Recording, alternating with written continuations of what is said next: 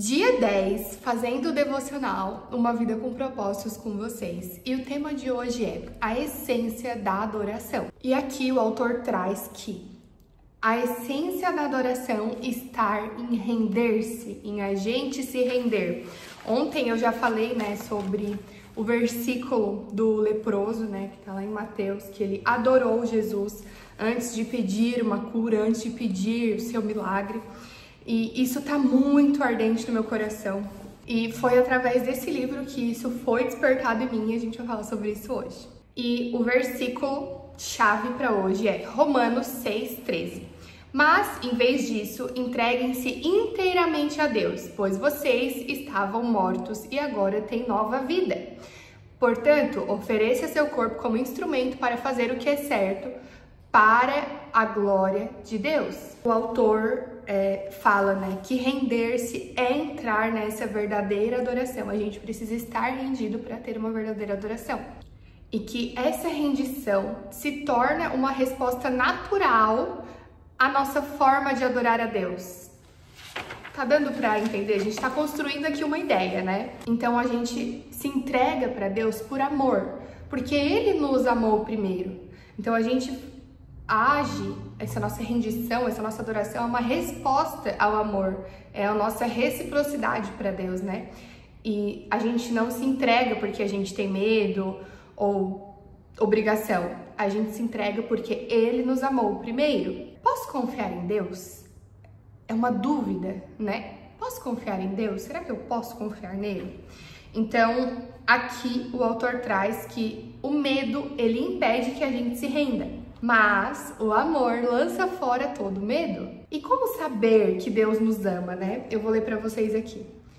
Há vários indícios de que Deus nos ama. Ele diz que Ele é bom para você, que está sempre olhando para você, que se preocupa com cada detalhe da sua vida, que Ele deu a capacidade de desfrutar todos os tipos de prazeres, que tem bons planos para a sua vida, que perdoa você, que é carinhoso e paciente com você. Deus o ama infinitamente, mais do que você pode imaginar. Então, se Deus se preocupa com a gente, Ele diz que tem bons planos pra gente, que Ele cuida de cada detalhe da nossa vida, tá na cara, Tá ali explícito que Deus nos ama. E, além de nos amar, Ele demonstrou isso através da vida de seu Filho Jesus Cristo, através do que Jesus fez por nós. Foi um ato de amor. Aí o autor escreve bem assim, que eu achei lindo.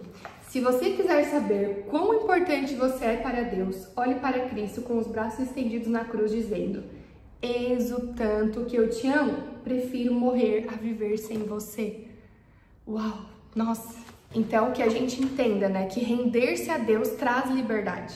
A gente é livre em Cristo, através de Cristo. O tema 2 que o autor traz é admitindo nossas limitações. E, gente, é muito engraçado que eu escutei uma pregação de Paulo, E Paulo, ele fala: eu sei que eu não tenho uma oratória boa, mas eu tô aqui pela graça. Então, Paulo admitia as suas próprias limitações. Olha só que legal. E eu quero ler para vocês uma parte aqui. O desejo de ter o controle total é a causa de tanto estresse em nossa vida.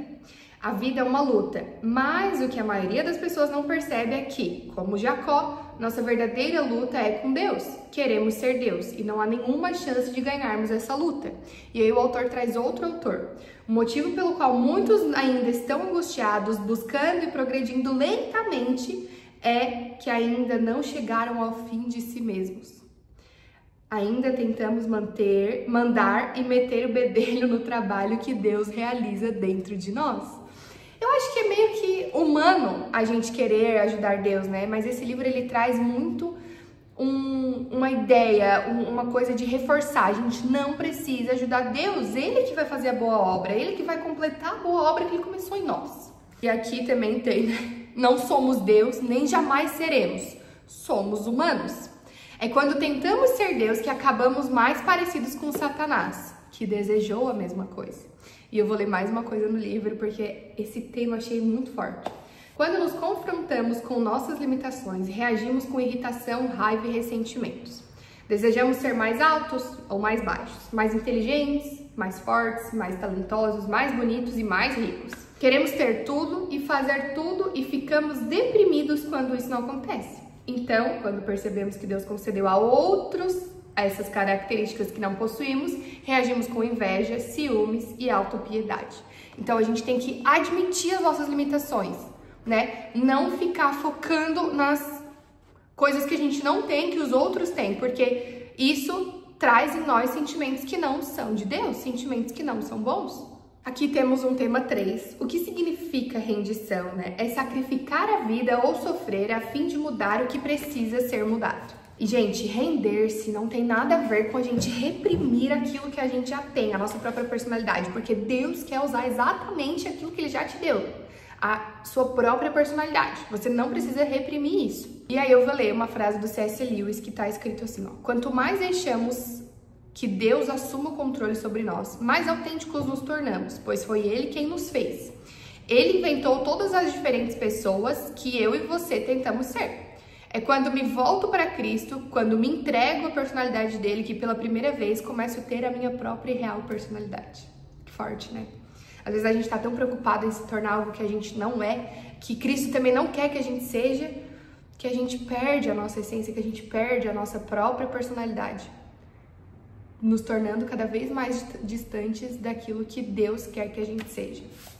E o autor traz também que quem se entrega a Cristo obedece à ordem de Deus, mesmo que ela não pareça fazer sentido. Então, realmente, muitas coisas não vão fazer sentido pra gente, mas quando a gente se entrega, a gente obedece e a gente respeita essa ordem de Deus. E aí o autor traz quando que a gente percebe que a gente se rende, né? Você sabe que já se rendeu a Deus quando depende dele para resolver as coisas, em vez de insistir em manipular outras pessoas, forçar sua programação diária e controlar a situação. Renuncie e deixe Deus trabalhar. E aqui o autor traz a bênção de se render, né? Existem alguns benefícios em nos rendermos. E são 3. A gente sente paz, a gente vivencia liberdade, a gente experimenta o poder de Deus em nossas vidas. E aí o autor traz que a gente foi feito para adorar a Deus. E se a gente fracassar em adorar a Deus, a gente vai encontrar outros ídolos às quais a gente entregará as nossas vidas. Então, nada é mais poderoso que uma vida entregue nas mãos de Deus. E aí, lá em Tiago 4:7 está escrito: portanto, entreguem-se inteiramente a Deus. E a nossa, para finalizar, né, tem outra frase que eu queria ler.